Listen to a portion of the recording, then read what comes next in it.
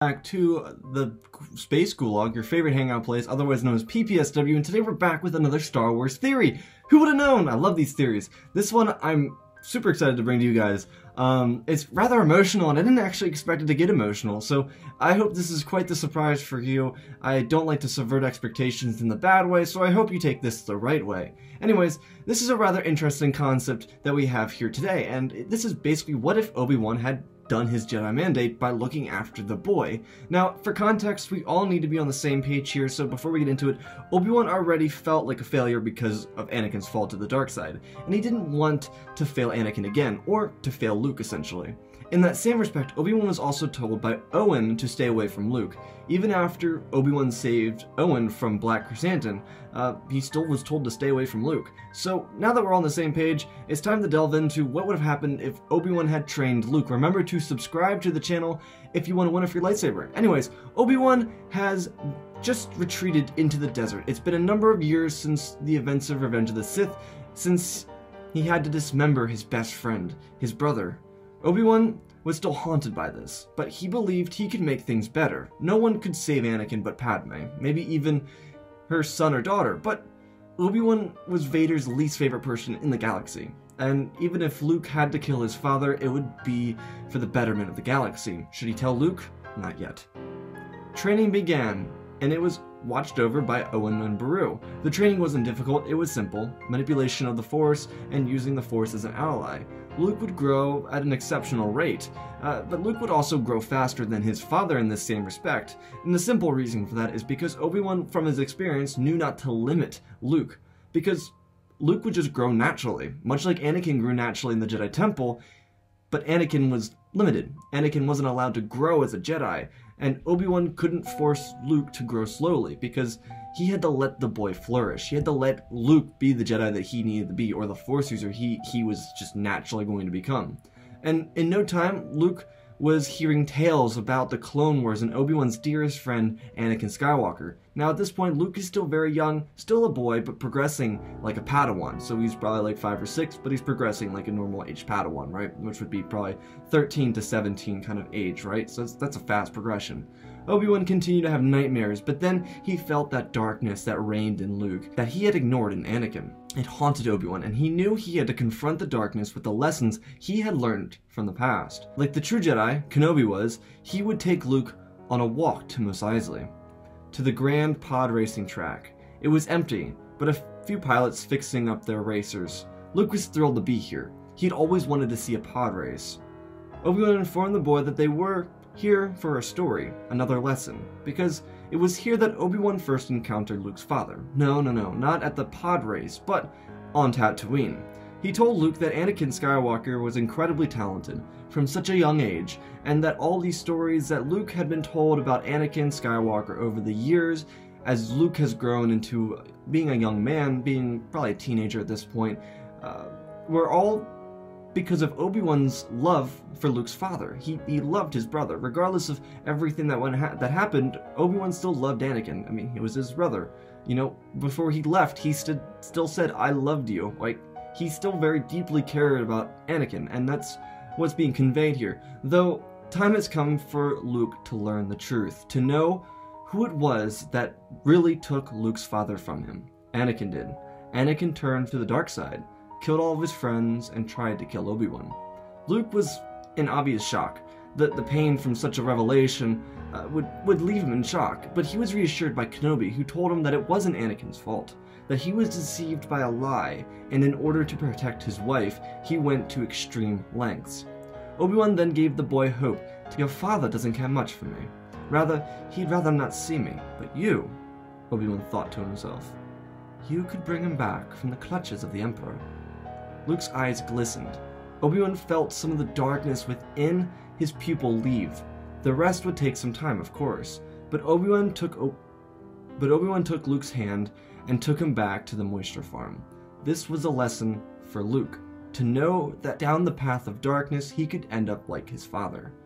As Luke finally became a young adult, basically at the time of A New Hope, 0 BBY, the two droids would find themselves under the possession of Luke, and much like in A New Hope, the events would trickle out the same, but then Vader and Kenobi would rematch. Now, unlike in canon, Obi-Wan would be more agile, more fluent with a lightsaber. He and Vader were evenly locked in combat, and now why is this? It's because he's consistently been training with Luke. He's been using his lightsaber, and Luke has been using his father's lightsaber. These two are very well acquainted with each other and fighting, so Obi-Wan's still very talented with a lightsaber, so this is not a fight that Vader's going to win easily. Vader was afraid of losing to Obi-Wan again. He fought defensively, but before long, Luke found the duel between Obi-Wan and his father. He called out telling him to stop. Obi-Wan never took his eyes off Vader. Luke then called Father no, and Vader was extremely confused. He thought that it meant that Obi-Wan's child was calling out to him, and in an attempt to receive full glory, he tried to kill Obi-Wan before he heard the name. The name he tried so hard to forget. Anakin Skywalker. Vader was enraged. Obi-Wan tried to tell Vader it was his son, but was silenced by being thrown into the wall by the way of the Force. Vader turned to face his son.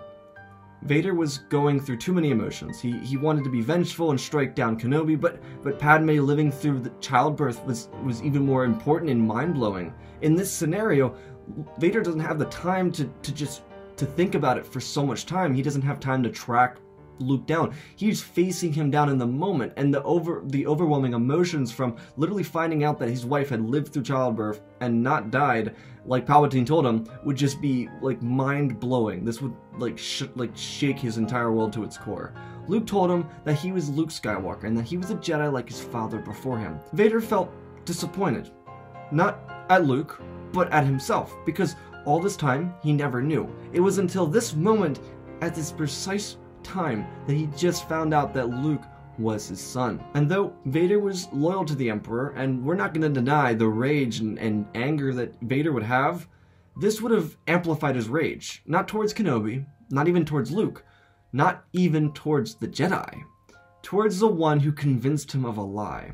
Stormtroopers came barreling down the corner, guns at the ready, to kill both Kenobi and Luke. Obi-Wan stood to defend Luke and himself before Vader whipped around, slinging his blade through stormtroopers, cutting them all down. Vader had to fix what he had done. It wasn't apologetically for what he put Obi-Wan through, and Vader still resented Obi-Wan for that matter of the fact, but for Padme and for their child. Obi-Wan wanted to make peace with Anakin before their time was over. Anakin. Vader turned with the glare of the Sith he was known for having. I will not leave my brother behind. Let me join you. Vader stopped and thought. He hated Obi-Wan, but he did keep his son safe. Maybe Vader's instinct was revenge, and maybe he still hated Kenobi, but maybe before they died, they could fix it. Before they could go, Obi-Wan pointed Vader across the hangar bay. That's your daughter, Anakin. Too many surprises for one day, Vader thought, but he had to move. Vader stopped and looked at his daughter one last time. As he made his way to the command deck on the Death Star, Obi-Wan vanished amongst the structure of the Death Star, vanishing between walls and so on and so forth.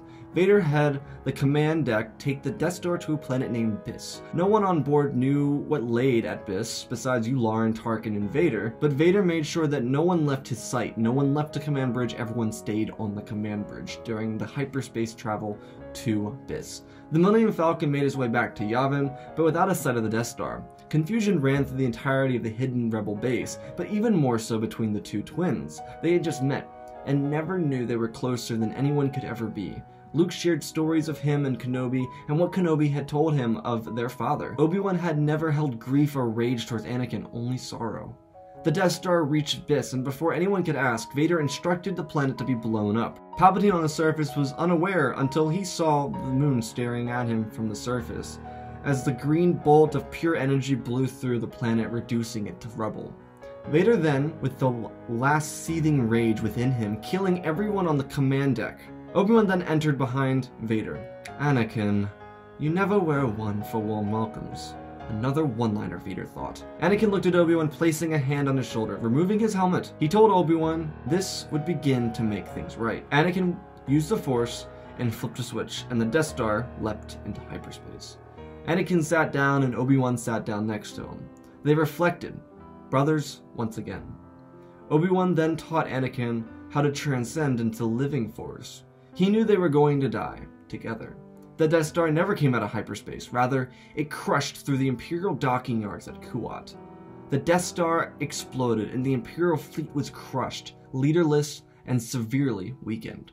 The rebellion would come to beat the Empire on Coruscant in the coming years. Luke and Leia would become great Jedi, Han would become a general for the Alliance, and the galaxy would finally lay at peace, because two brothers reunited after so long apart. Well, I have to grab a box of tissues because I'm going to go cry. I'm just kidding. I hope you guys enjoyed that. I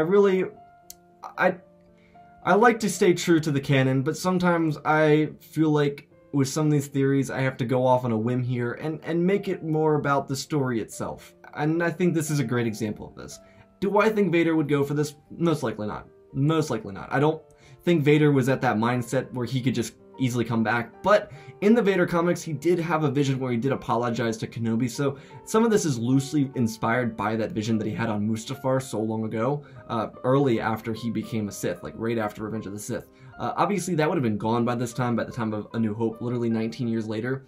So I kind of like balanced ideas with it. I was like, I guess I'll try it, because I think it was kind of boring going back to Luke being able to beat Vader. We all know Luke would have kicked Vader's ass. That's just plain and simple. We all know that just from the get-go. Because Luke, being Luke and being literally Vader's son, is just stronger than Vader. We know that. We've seen that already. So I wanted to take this in a different direction and make it, you know, a little bit different, a little bit more emotional, and a little bit more enjoyable, I guess. So I hope you guys did enjoy this. I put a lot into making this.